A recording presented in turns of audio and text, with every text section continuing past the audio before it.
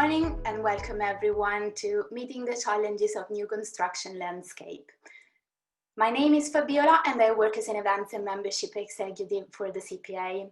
Today I will be helping our host Anna Clark, CPA's Digital and Policy Manager, to run the webinar. Hannah has been working for the CPA for over 3 years. She's leading various projects on digital and post-Grenfell. She sits on the Industry Response Group, chaired by the Ministry of Housing, Communities and Local Government, which was set up post-Grenfell to work on the remediation works to make higher risk buildings safe. To be a first industry forum regarding policy being developed by the Building Safety Programme.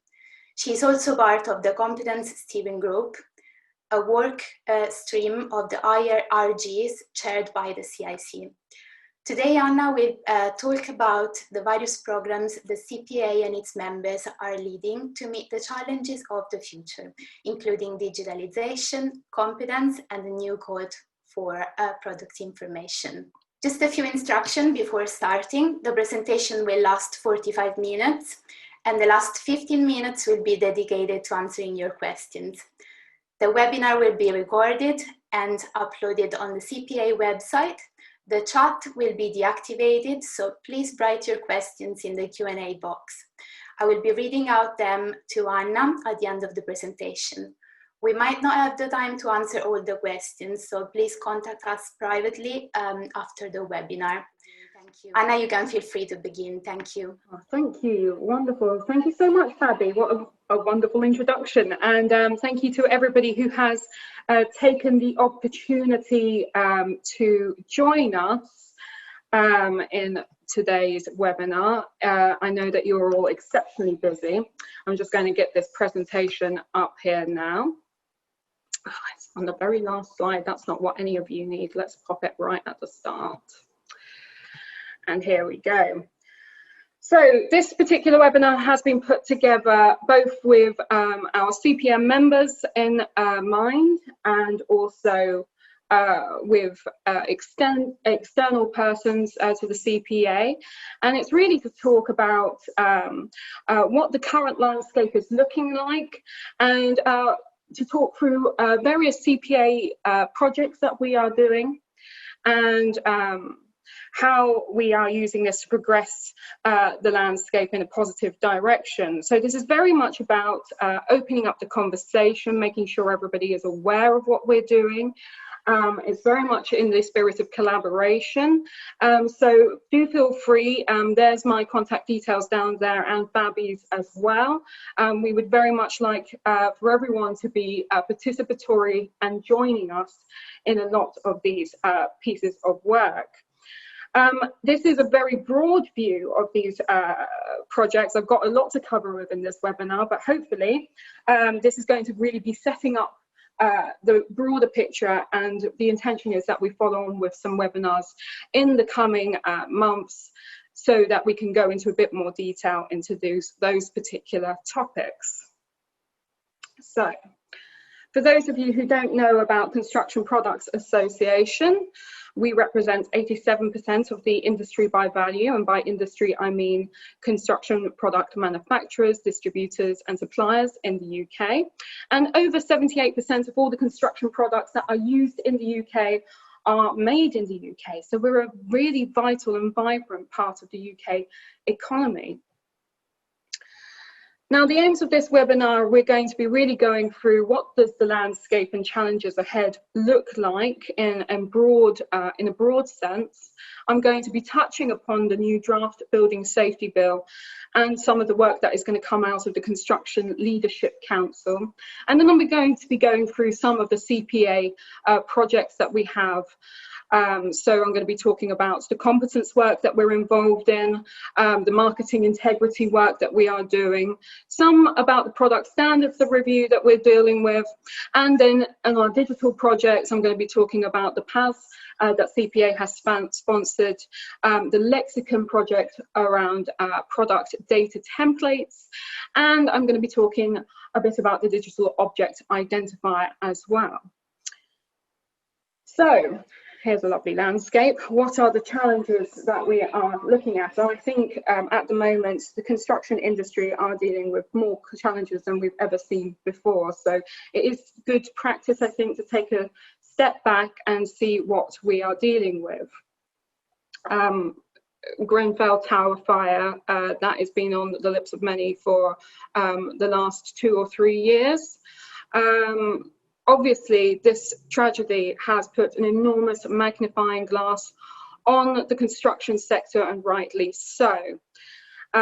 Thereafter was the Hackett report that was published on the 17th of May 2018, and within that was 53 recommendations. And I think this is really what is considered quite a seminal piece and extremely impactful for the construction sector. The government has accepted every single one of those recommendations, and in July this year we saw the publish of the draft Building Safety Bill. This is possibly the largest piece of legislation that we've seen in over 40 years in the construction industry. It's a really important piece, and it is not restricted to higher risk buildings. This is going to have an impact on the entirety of the construction sector.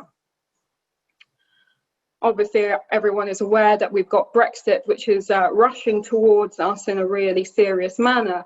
And the difficulties that we are dealing with there is a lack of clarity at the moment. So there is a lot of work that is being undergone, looking into the detail of that, trying to get some clarity and universal perspective from the construction industry's perspective, both so that we can put guidance out to the rest of the industry, and also so that we can really challenge government so that we go into this new phase with proper processes that aren't going to stifle industry, that they're going to promote good practice.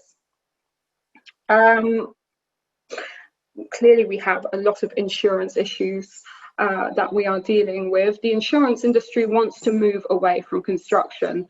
That is partly to do with outside issues. That's partly to do with things such as Grenfell, which has really put a kind of X when they are trying to consider construction risks. So there is a lot of work that needs to be done there, both in educating the insurance industry about what those risks are and where they lie, and also about ourselves, bringing ourselves up to a new standard. So at the moment, quite critical, impacting a lot of different firms, a lot of different companies, and clearly something that needs to be tackled. Obviously, we have the COVID-19 pandemic. I don't really think I need to alert anybody what those issues are. We have net zero, possibly the most important challenge that we've got to come up against. And finally, I'm going to point to digitalisation. We are one of the very few industries that aren't fully digitalised. So much of these problems can be tackled in similar manners. Many of this is all about collaboration, communication, innovation, for us to be able to bring ourselves on track to be able to fundamentally deal with them. But it is very clear that we have an awful lot to do, and that industry cannot stay still while we are trying to really think about how to move this whole picture forward. So just to talk about the draft Building Safety Bill just quickly, this has been published July of this year, and it's going through the public scrutiny phase. So it is worthwhile taking a little bit of time to get to know this. But what we are looking at is a lot of work within here, a huge amount of new primary legislation here that's going to completely change how the construction industry is regulated.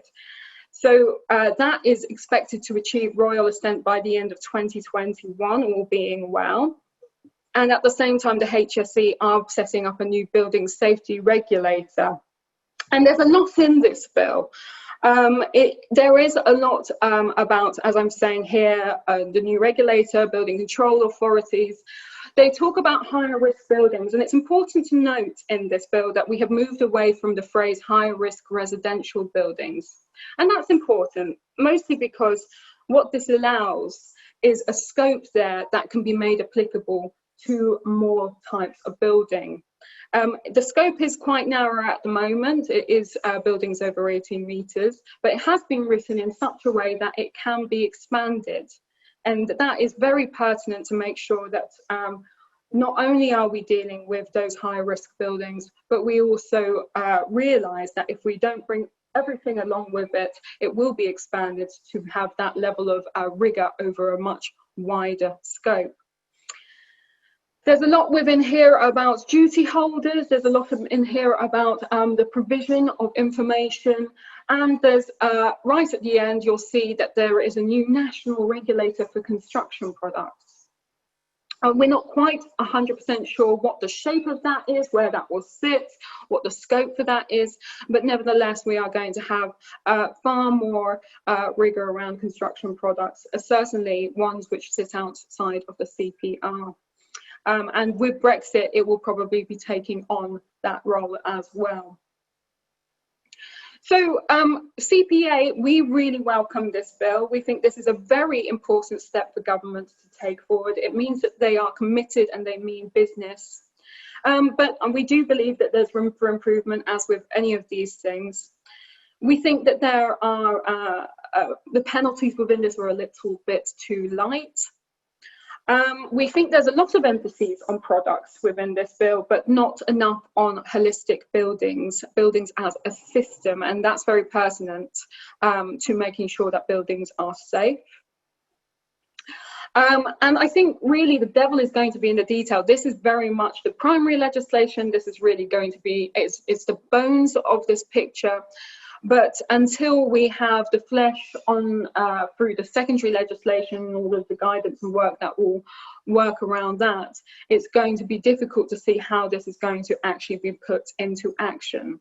And key to this whole thing will be an implementation plan. And what we really want to see is an implementation plan that is both practical, achievable, but also doesn't have loopholes. That means that we are not going to be fully coming up to that level and people are able to get around it in, say, 20 years' time, which history shows that has been a concern with some other regulation changes.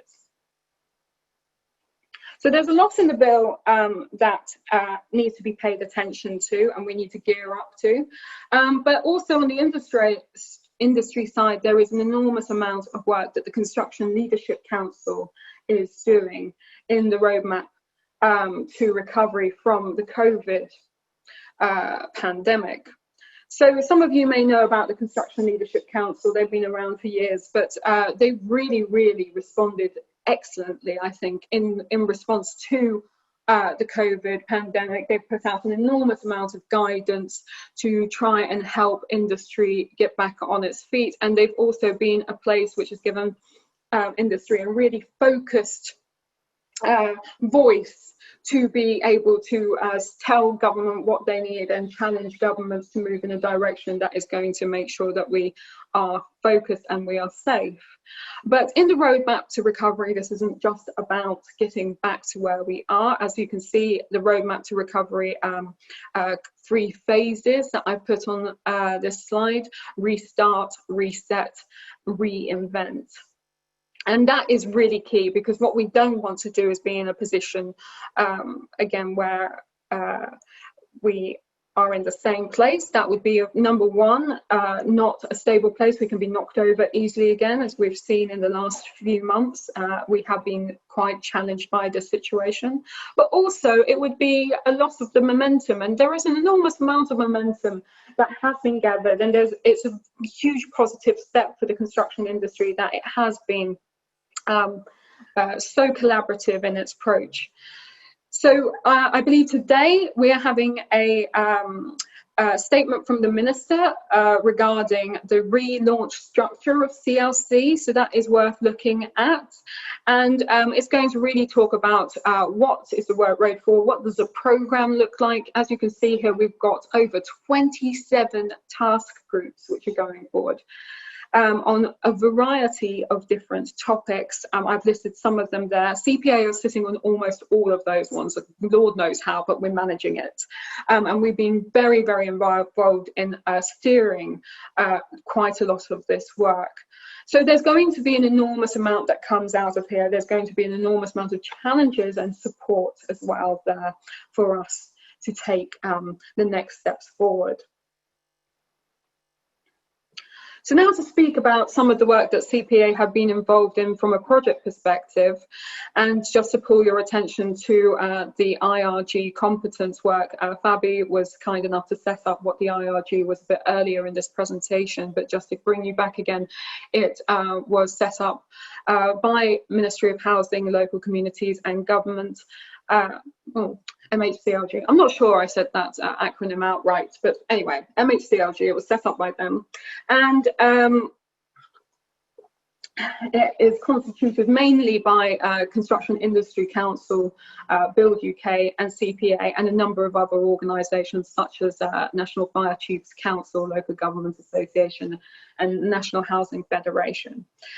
And we've done a lot of work with the industry response group. Part of it has been looking at the remediation plan, part of it has been looking at the Building Safer Future programme and being a first point of viewing that policy from an industry perspective.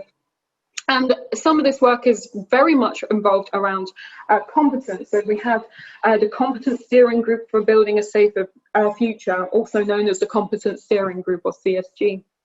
And they have put out 2 reports. This one has come out this very week, and we do recommend that you check it out. It is available on the CPA website. And that report is really setting out what are the approaches, both from an overarching perspective, the 11 different professions that have been identified within that report, and from our perspective on what is product competence. So this final report has come out this week, and I'm calling it a final report, but really what it's sitting as is an implementation plan, because this work has not finished. It is going to be continuing over, well, the next few years as we bring up the level of competence within the various different industries. Much of the work that has been set out within the competence work has been brought into primary legislation. Which is really, really good. And some of it has been brought over also to BSI, who are going to be putting together a national suite of standards. And so that is really something that's been taken forward by the BEX committee, which I've written down there. And the first standard that they're putting out is the overarching framework for competence of the individuals. And so that is also very pertinent, because this is really a framework for competence frameworks. So if you are involved in setting up competence if you have any competence schemes, this is something that would be very worthwhile having a look at. It's being released iteratively in an iterative process, so that industry has a huge opportunity to comment and make sure that this is something that is going to be really useful and practical. And that is going to be used by the overarching competence committee. We'll be using that to set standards on whether competence frameworks are correctly achieving the requirements we need for a safer industry. And within that report, as I say, is all of the work from the various different working groups. But from WG12, product competence, we are only seeing a summary of our work. And the reason for that is because we're dealing with product competence. And as such, we are dealing with each and every player in the narrative of creating a building or a built environment. So we are taking a little bit more time to make sure that the work that we're producing within that is practical but applicable to all the various different players, and also making it as elegant as possible so that we can make it as understandable as possible for everybody who's taking part. Within this, we've got five different levels of product competence, and we're talking about competence about products from understanding it as a single product and how that works. So I guess its size, its primary performances, color, for example, and then understanding it in more terms as we go up the levels, how it interacts with performance over time, performance balanced against cost. And at the very top level, you will be understanding products from the perspective of how it works, whole life cost, what is its sustainability output, so on and so forth. And we're also very much keen to define competence by the correct levels of skill, knowledge, experience, and behavior within this picture. And we've done quite a lot of work around behavior because we think that's going to be very much key to ensuring that we get real culture change, and that is very much the approach. So it's not just about what does the correct standard of behavior look like, but how do we embed that behavior? That is very important. How do we make sure that organizations embed behavior, and what level of effort is required to be able to demonstrate you are doing that? So this report is going to be coming out later this year, and it will be going out for public consultation. It's very key to us that we hear back from the rest of industry how they are going to respond to this particular piece of work. It's very important that it is made as practical and as easy to understand as possible. It is part of the final report. It is our supplementary addition to that. But what it's going to be is we'll still need to get, as part of this piece of work, lots of feedback from industry to make sure that we are getting something that's really going to achieve the change that we are trying to get a result in. So very much the yin to competence is yang, the work on marketing integrity. And I don't think I've been able to go into any meetings about product competence without somebody saying, well, you can't be competent in products unless the information that you are given makes sense.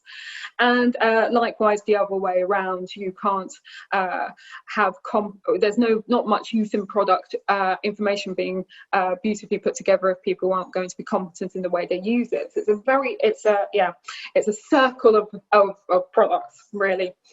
And so in response to Chapter 7 of the Hackett Report, CPA have put together the initiative called the Marketing Integrity Group. And they have been tasked with creating a voluntary code to ensure that product information is clear, accessible, transparent, and unambiguous. And we put out a survey last year, which you can see there on the side. That is available on the CPA website. It is a fascinating survey.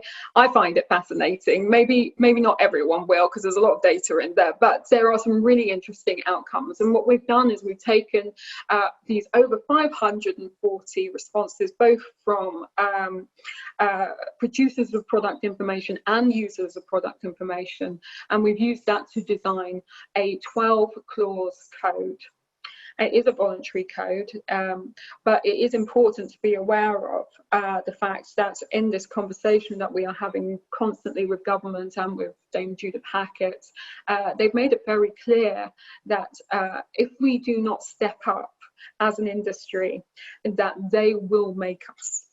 It will be done to us. So it's very important that this particular code lands and that all manufacturers take it up. That's really the intention of this. So this code has been put together. It is currently going under technical review. That has almost finished. It's very close to being completed. And we hope to be putting out another report possibly by the end of November, and that's really going to outline the code and the structure we're going to put behind it, and really get feedback from users of product information. We really need to know, is this achieving what we're setting out to do? We don't want to be seen to be marking our own homework. And for manufacturers, it's really key to understand, is this achievable? Is this practical? What does the onboarding look like? So look out for that. That's going to be a really key piece of work, and it'll be really useful to have as much input on that as possible. So just a little bit about product testing. We have been commissioned by the MHCLG in partnership with PRP Architects and Adroit Economics. And that is to put together a prioritization framework for the Construction Products Standards Committee to examine the current regime standards, mostly centered around products that test standards that test products and systems in respect to structural and in respect to fire, although I believe this is now being expanded so that we deal with other facets, and rightly so. This is an enormous piece of work. I don't think it's been done before. It's quite a challenge, and it's also important to understand that this is very much the first step, and there is no way that we can bring in something that's going to really pick up all of the nuances that are inherent in this kind of work. This is really about giving just like an overview, what are the key issues that we want to pull out. It has been done very much in collaboration with a lot of the CPA membership and many colleagues outside of the membership. We've had a survey and we've had various different workshops, and I think we are starting to paint a far clearer picture that is picking up what standards need to be considered first. And we've also got parts of our membership who have really responded well to this.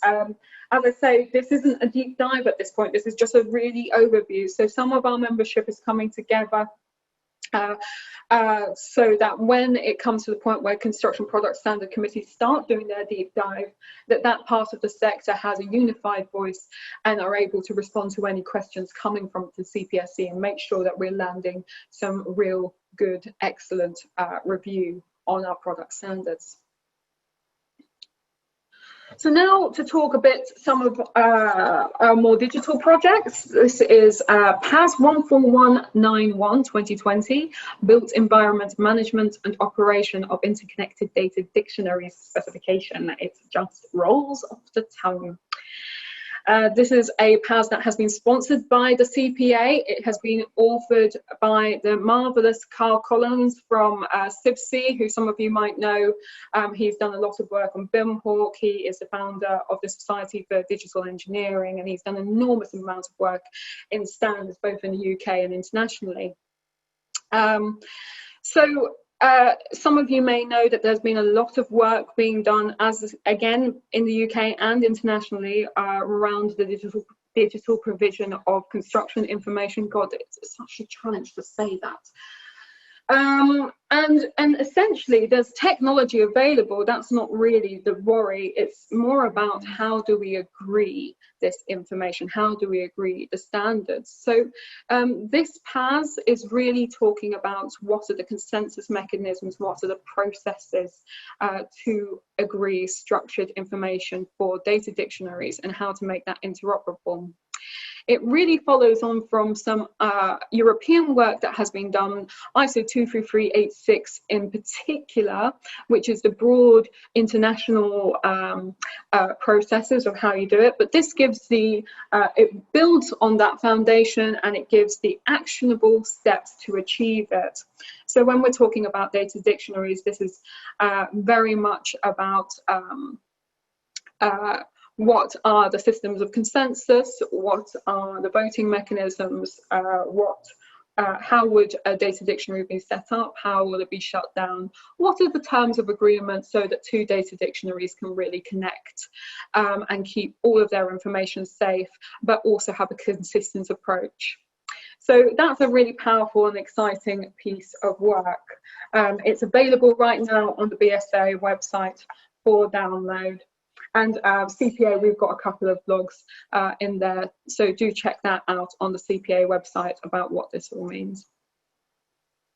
So that brings me quite neatly onto Lexicon. This is a joint venture by Construction Innovation Hub and ourselves. For those of you who don't know about the hub, it is made up of MTC, BRE and CDBB. It features a lot of work, a lot of projects that have come out, and they are very much based on value manufacturing, assurance and digital. So if you haven't come across the Construction Innovation Hub, they are really dealing with a lot of stakeholders. There's a lot of innovative work there, so do check them out. And we are working on the Lexicon project. And the Lexicon project is really about the consensus model and the tool to deliver product data templates. So that is standardizing the way we display our product data information to make it computer interoperable and also comparable. So that would be a really, really useful thing. And these PDTs will be made available to the market free of charge. Important here is that they're not going to be product data sheets. It would be for the manufacturers to earn that content. So it's for those of you who may be confused, it is not a repository for the filled in product data sheets. And some of you may be aware of Lexicon. It has been going for a while. We have had our challenges. I think it's fair to say we've overpromised and we've underdelivered in some of this, but we are right back on track. We have an excellent program going on, and very much at the center of that is the core working group chaired by Matt Crunden and deputy chaired by Stephen Yeomans. And that's bringing back together a lot of good expertise from across the UK. And they're really working on delivering agreed processes for Lexicon. Currently, we're working on really clarifying what is a relevant authority, how is it constituted, what is its remit. And this working group is due to put out a series of reports for industry to view, for industry to be able to have public comment on it, so that we have something that's going to be really set up to represent what industry needs. So do look out for that. That's we're starting to put out those reports early 2021. And finally, I want to just talk a little bit about the digital object identifiers work that we have been doing. So this was set up as an innovation project a few years ago between BSI, NBS and CPA. And since then, BSI are really taking this forward and they're developing it for market. So we are supporting them. The concept of digital object identifiers is that you can put an RDF code or tag or a QR code or a barcode or a nanochip. You can put it directly on the product, and then the product can be on site or in situ. You can scan that with your iPhone or your smartphone or your tablet or whatever, and it will take you to a perpetual website, and that website will contain some basic descriptors of that product, and it will never go away. You will never not be able to see that website. And that's important because obviously buildings last quite a long time, and manufacturing information doesn't necessarily go for that long in comparison. Important in this website is that it provides a lot of places for manufacturers to link out from the DOI to all their information, and that DOI will be making sure that that information is kept up to date as part of this picture. So that is a really important part of this picture. It's due to launch early next year, and BSI are really, really keen to hear from anybody who has an interest in early adoption, or if they want to support the development by providing user feedback. So do get in contact and I will forward you to the appropriate person about digital object identifiers. So we're right on time. I believe I'm early, Fabiola. So I hope that that's given you a bit of a view of what we've got coming, how we are responding, how these things can have an impact on the various different challenges that we've got coming up against. And I'm really excited now if we would like to do any questions. I'm just going to stop sharing this for a second. Here we go.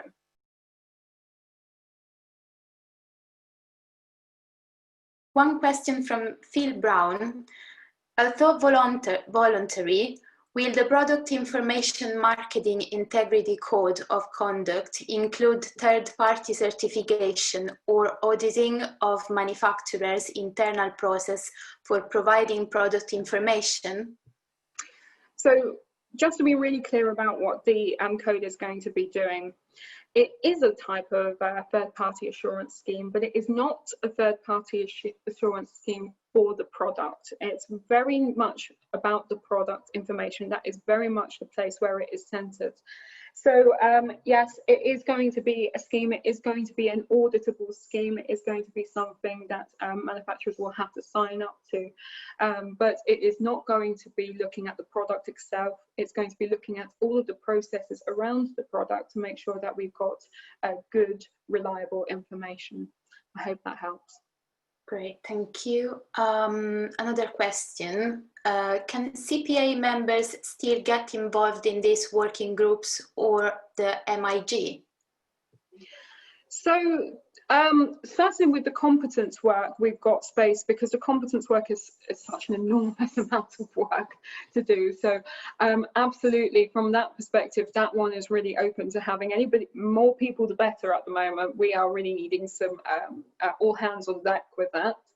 The marketing integrity group is quite close to the end point in the development, so I don't think that there's going to be really space for something to come onto the working group itself, but that said, we are doing some tests through, as I say, we're working it through our technical committee, we're working it through the next challenges, we're putting it through our external affairs committees. And as I say, we are going to be putting it out for public consultation. So there is going to be a lot of room for as much feedback as possible. But by all means, do email me, let me know what it is your interest in any of these pieces of work, because collaboration really is going to be the key for us to be able to move these forward. How does Lexicon and DOI tie in with the work already undertaken by NBS, Uniclass 2015 and NBS source? And the NBS what? Sorry, it was last bit. NBS source. Okay. Certainly with Uniclass, that is going to be one of the classification systems, I believe, that are going to be taken forward. But I do think that classification systems, that's a bit beyond my knowledge. But we are looking at various different classification systems, just because from the perspective of Uniclass, I think, you know, that is the one which we need to all be focusing on. That is the one that we all need to be directing our focus to. But there are some places where it can be expanded, where it can be developed. So there are other things such as merchant classification that ought to be taken into account when we're looking at this. But with most data, I think it's fair to say that we can think of it from a couple of different angles when we're looking at it. This is very much a question which is better for CIH to be able to answer than me, because as I say, when it comes to classifications and ontology, that's really not my penchant when it comes to answering these questions. But NBS are very much in the loop with all the things that we're doing. We have a core working group and we have a wider working group when it comes to the work that we're doing on Lexicon, and the core working group are bouncing ideas off the wider working group. So there is a level of communication and consistency with the work we are doing. Thank you, Anna. Another question. Our sector is mostly involved in infrastructure projects. How is the MIG work relevant to us? So for infrastructure, everything uses products. So the work that is relevant for those who are dealing in the infrastructure, it is really about making sure that the product information, that the products that you're using in infrastructure are clear and consistent, so that you can understand all the information, that there aren't going to be any shall we say, it is an ambiguous descriptor. Sometimes product information can be potentially over-egged or slightly misrepresented, and part of that is not particularly malicious. It's just through a lack of competence in the approach and the processes. So there might be, for example, some imagery with that piece that maybe misrepresents what its performance capabilities are. So if you're in the infrastructure, if you're using the products in that, which everybody does, it's really going to be key for you so that you can really trust that information can be tracked back to the testing, that the performance is clear, and that we're not making ambiguous wide statements such as okay, something that is fireproof or engineered to optimum sustainability, stuff which hasn't got measurables about it. So it's really about making things clear and precise. Thank you. Jason says, my understanding is that the Building Safety Bill will establish the principle of safety crystal product. Has the definition of such product been agreed? If not, how is, sorry, I lost the question. If not, how is this process being undertaken? Safety critical product is a term which has inspired a lot of debate in CPA and its membership over the last few months. So for those of you who don't know what a safety critical product is, what MHCLG are attempting to do here is to say if a product by itself or as part of a system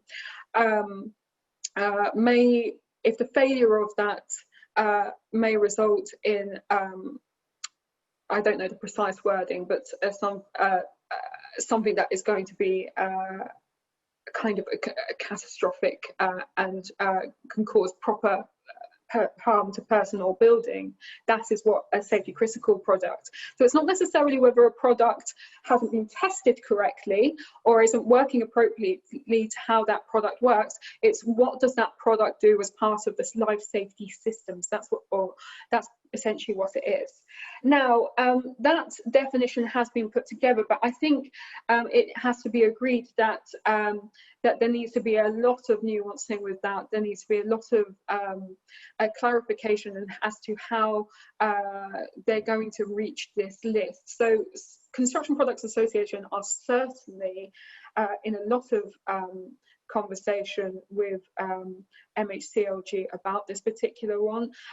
We have been doing a lot of work and making sure that they understand what the concerns are, what the potential negative output it may have with the construction industry, how do we navigate that. But what is really clear is that we have only a small number of products that sit underneath the CPR, and what governments are aiming to do is bring that picture out much wider so that they are able to prosecute when those products aren't meeting safe requirements. So they have expanded it to include safety critical products.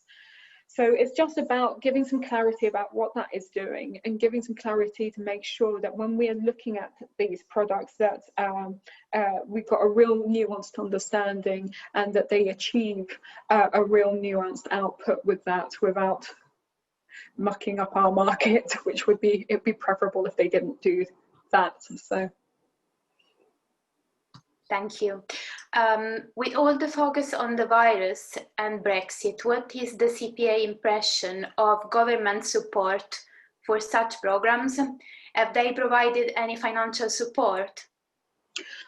Oh. Well, there's a lot of programs. So with the coronavirus and with Brexit, a good majority of that I think is being dealt with the Construction Leadership Council, which is very much in collaboration with BASE.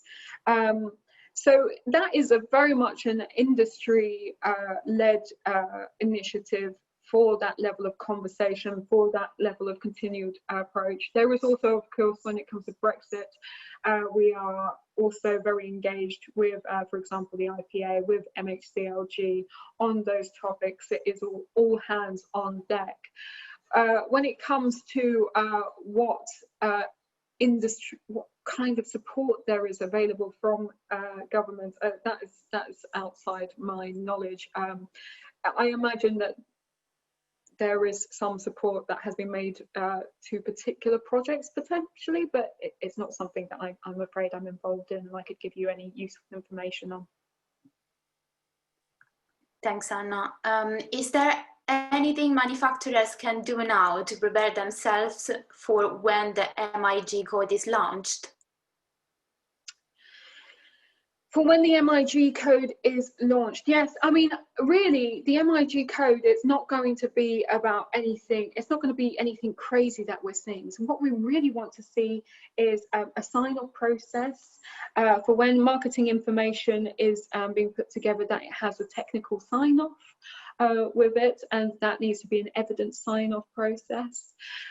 There's things such as understanding what your competence of your marketeers look like, your sales force looks like. So it's not necessarily just in a picture of making sure that your staff have all of the knowledge and the skills and experience in the world, but what is really good is to know what they do and they don't have.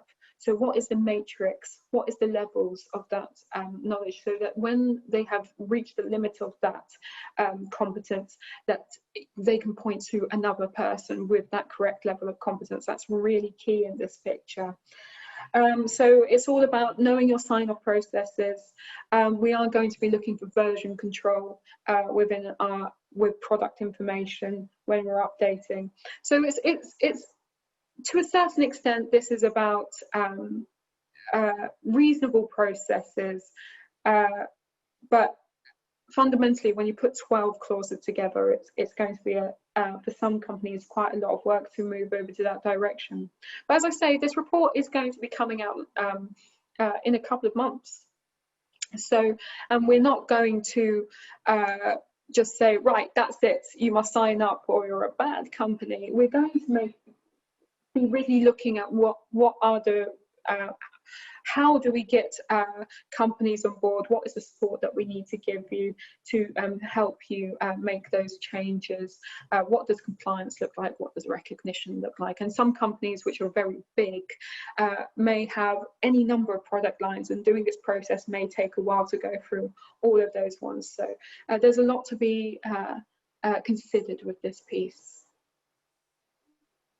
Thanks, Anna. Mark says, did I miss it in the presentation? Has the code for product information been published yet? If not, where can we find out more about the MIG and its work? So we have on the CPA website, we do have some information about the Marketing Integrity Group, but the code has not been published yet. Yes, as I say, this is still under development. It's undergoing technical review. We've almost finished it, but it is doing that, and that is when we're going to be publishing that code. We're aiming for the end of November. Thank you. Will the CPA be inputting into the IET's work on a plain language guide for product data? Yes, so I've been in conversations with Rick Hartwig, who is leading on that one, and in particular with Patricia, who is doing with that work. So it's yeah, it's on our radar. I attended the first meeting. I was unable to get to the second one, but certainly they're very interested in especially the marketing integrity work in this picture, because it's also very much about plain English. And obviously we've got a lot to input from a standards perspective as well. So yes, we will be looking to collaborate. What the form of that collaboration looks like right now, I couldn't say, but certainly we're in conversation, and it's very important for us that we are all working together on these ideas. So Will from BSI says, hi, we're expecting the Uniclass 2015 to be used as part of a product DOI record. So that's Will. That is a very wonderful gentleman who has been giving me all of the information about the DOI, and he will be the person that I'm going to be passing you on to should you'd be interested in being one of the early adopters for the digital object identifier.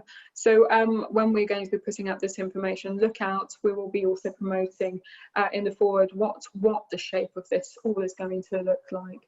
What the name of it's all going to be. It's all very exciting, but yes, he's very nice, and I do recommend, if anybody wants to find out more about the DOI, do let me know and I'll pass you forward to him. Okay, one last question.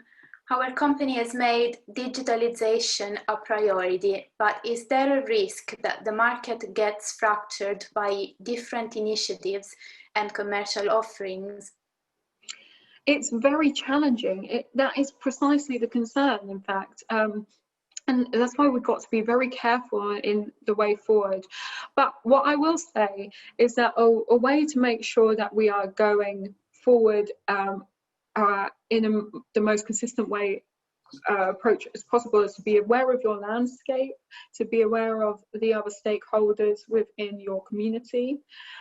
When it comes to agreeing digital structured information for product data templates with relevant authorities, we're just going to be clarifying and crystallizing what that consensus method looks like. But it's going to be consensus method. It's not going to be that different to stuff, for example, that we do, that we see happening in BSI with their technical committees and how we reach standards. It's really about making sure we've got the correct perspectives around the table, and that there's an agreed process and the correct due diligence done.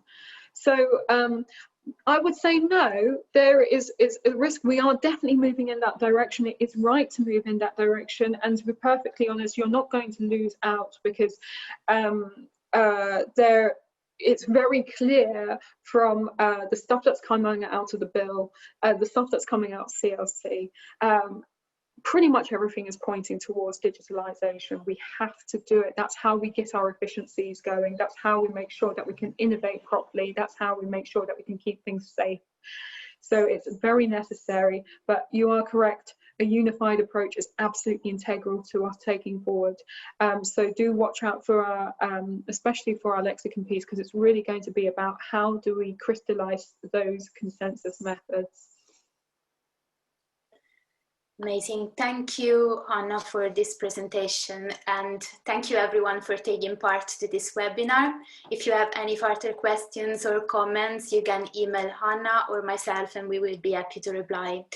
Before ending the webinar, I would like to let you know that we will be doing another webinar on the 15th of October, and this time the event will be a first update on Brexit, and it will be hosted by our Chief Executive and our Senior Technical Manager. If you are interested, please go on the event page on the website, and we will be and you will be able to register with the link. Finally, the recording of the webinar and the PowerPoint will be available in the next 48 hours on the CPA website. And we hope you found this information interesting, and if you are not a member and you would like to know more, please contact us on the CPA website. Thank you and have a nice rest of the day. Thank you, Anna. Goodbye.